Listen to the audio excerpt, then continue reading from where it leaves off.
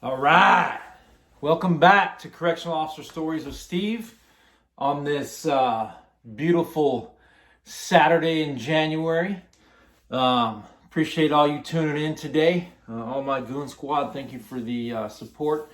As I always say, it's always much appreciated. We're almost there, Goons. Got about 40 more subs. We hit 1K.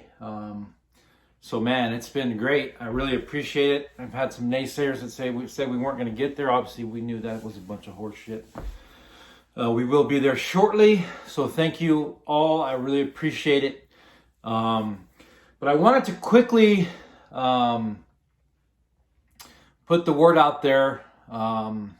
If you watch FFG, Free from Fetter's Grove, Joey, I've been a fan of him for a long while now, ever since I've seen him on Lockdown 23-1. He's been on some other programs too, or some other YouTubes, I guess I should say. He's going through some tough times right now, so I'm gonna link I'm gonna link his GoFundMe down here in the description.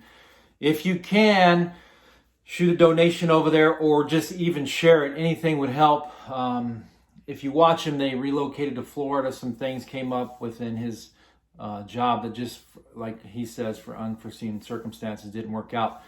I'm not going to put all of his business out there because I don't know it. All I'd like you to do is either share the link, or if you can donate somehow, it'd be much appreciated.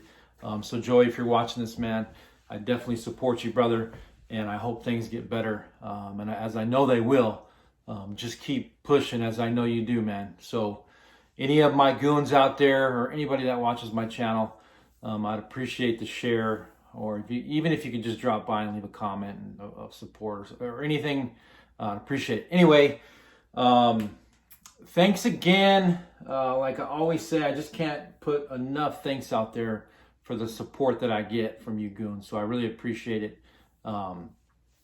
Anything that you have questions on, don't hesitate to reach out to me, whether it's my email or, and I'll link that again down in the description or comments. So today I want to talk about the biggest, baddest inmate on the yard, right? It happens a lot. They roll up to the yard. They come from another yard, whether they got into a fight or they had to roll up.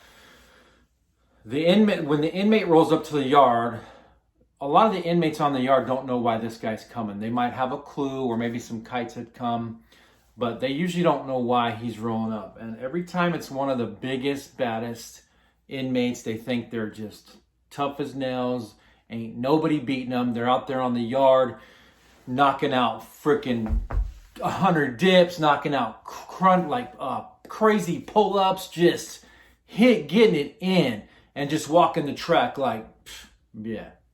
What you gonna do, homie? Those are always the guys that catch that beat down.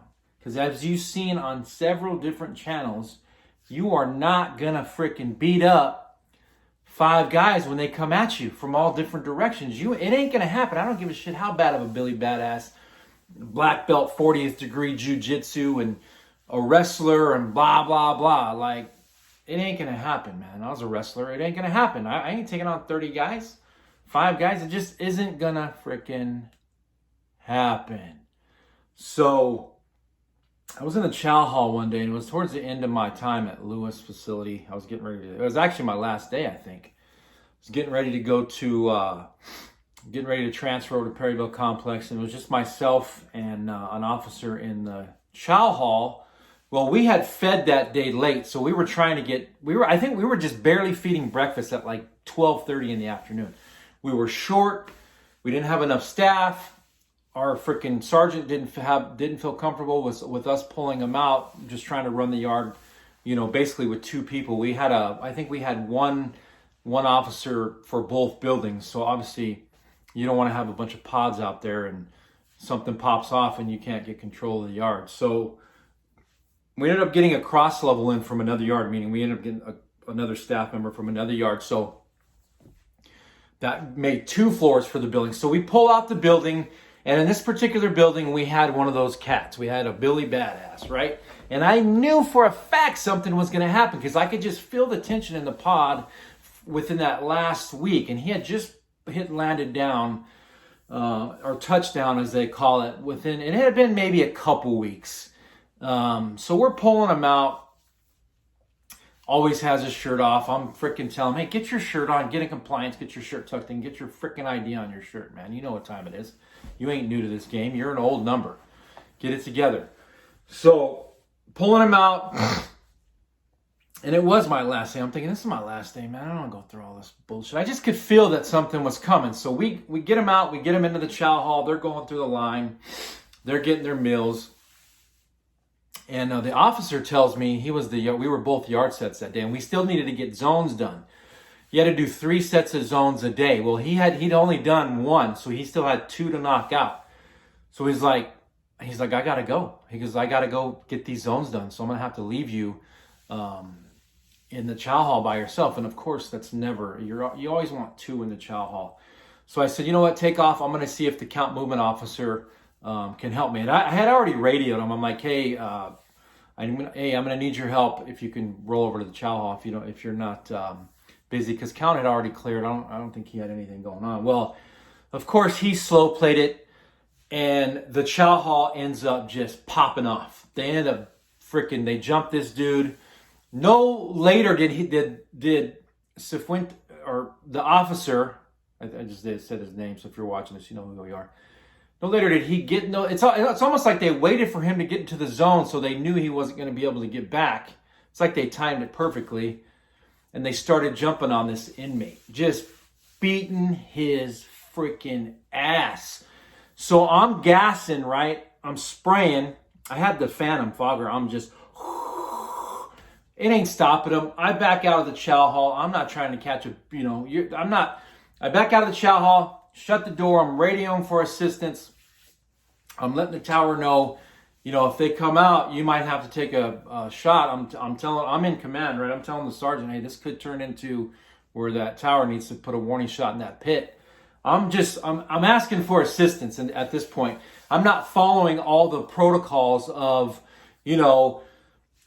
officer rights to man control. I've got to fight in the chow hall. It's a Mexican or 5 Mexicans on a white guy. I'm not calling out the races. I'm not, I can see there's no weapons involved, but I'm not relaying that. There's no weapons involved. I'm just trying to get help there because I know we're short on the yard, my mindset, and I know this guy's taking a licking, but like the whole chow hall has got me blocked to where once I sprayed, I'm not going to get in there. If I go back in there, odds are I'm going to catch a beat down too, right? So I swing that chow hall door back open, and I'm screaming at them to all get on the ground, get on the ground. They're still going at it, but you can tell they're tiring out. I pull out my can of spray. I had a can on me.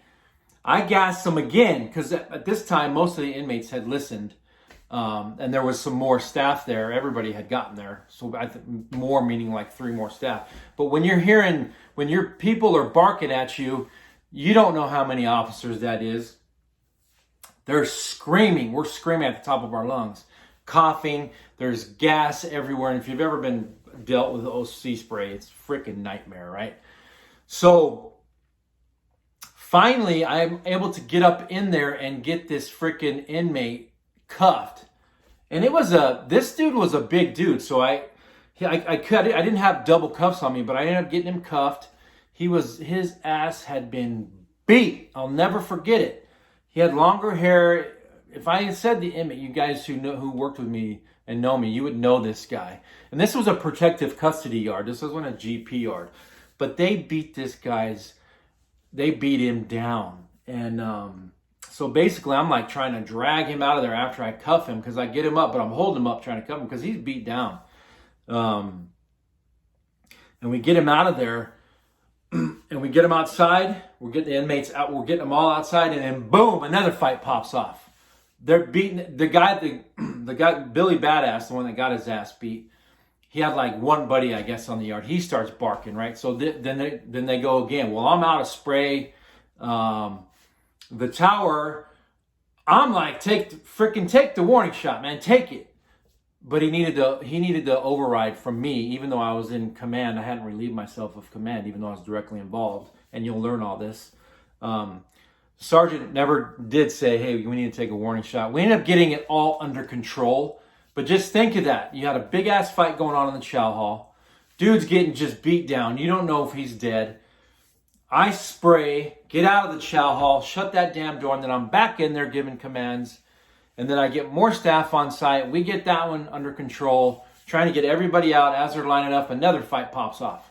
Boom, boom. You know, they're just going at it. Same dudes that beat this guy are wailing on this dude. Because, you know, once you got it, when you break up the fight, you're trying to find the aggressor's true, and you want to cuff them up as well and get them out so something like that doesn't happen. Well, we just didn't have enough staff, and as all the confusion's going on, I'm trying to tell the officers, hey, cuff this one, and this one. Well, I didn't know these inmates' names, so.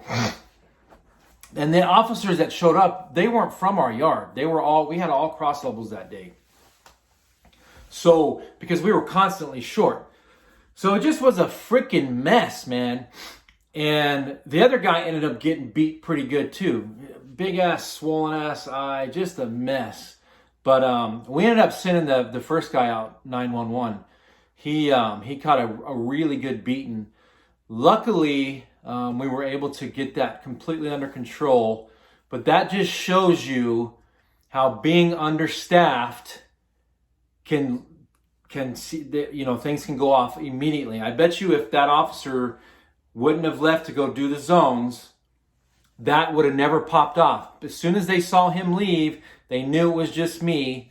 That would have never popped off. The kitchen officers are not supposed to unlock that door and come out through. So you got the kitchen where the inmates go through, they slide their trays through. Well, there's a door to get into the kitchen.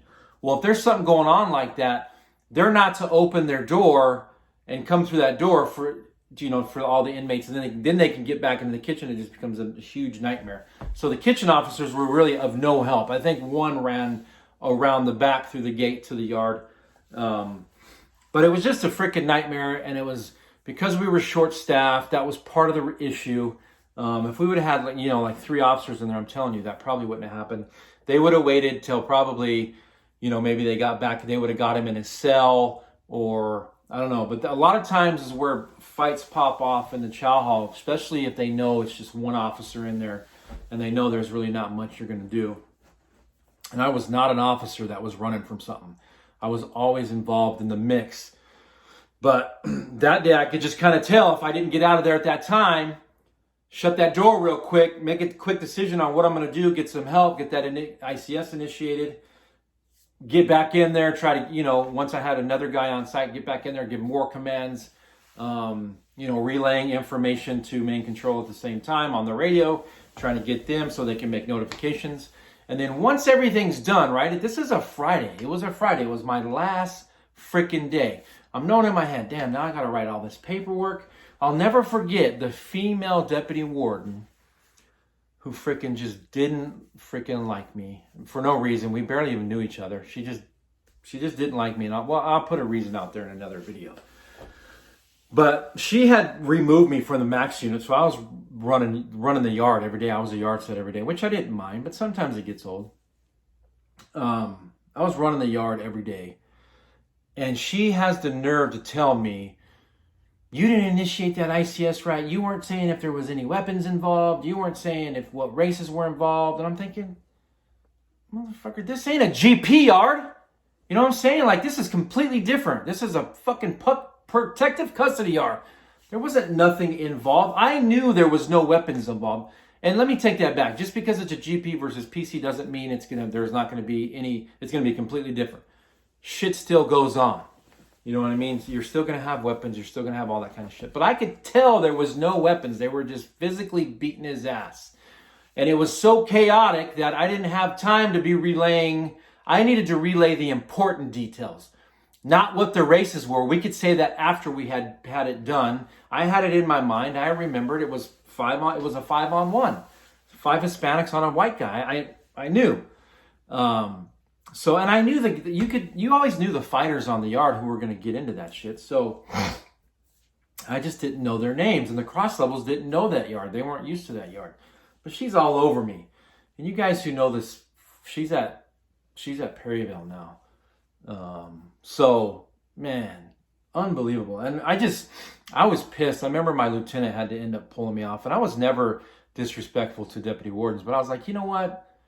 Let me see you in this situation, and then let me see how you initiate your ICS. I got the important information out, and we got this shit under control, short-staffed, and whatever. So you know what? This is my last day anyway. I'm out of here. You know what I mean? You're losing a good officer today. You know what I mean? I'm not a conceited guy or anything like that, but you damn well, you know for a fact you're losing a good officer today, because I was a damn good yard set, and I was a damn good max custody officer. And I came to work. That was another big thing that never happened. So that was a pretty bad day. Like I said, that dude got 911 off the facility. And then it was a code red, so the sergeant ended up having to go. I didn't go on the run. We sent a cross level. I wasn't going on a hospital run my last day. So anyway, y'all, that's just some chaotic shit that can happen in the freaking chow hall. So remember, if you're a freaking officer coming in, remember your boundaries, remember your surroundings, where you're at. Anything can pop off at any time. Just because one situation's over doesn't mean a second or third or a fourth one ain't going to happen again. So know your surroundings, know the protocol, know how to initiate an ICS and get the important information. You don't have to go, it doesn't have to be perfect. You just need to get the important information out there.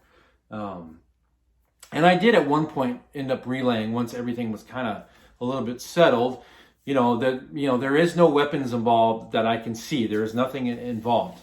And the tower was relaying too, because I'm breaking up. He's repeating my traffic. So he's relaying. It's called 10-9. Can you 10-9 that traffic? Anyway, and it was a 1034, so it was emergency traffic on that radio only, period. So anyway, y'all, stay tuned for some more upcoming drama. Appreciate you tuning in. Peace.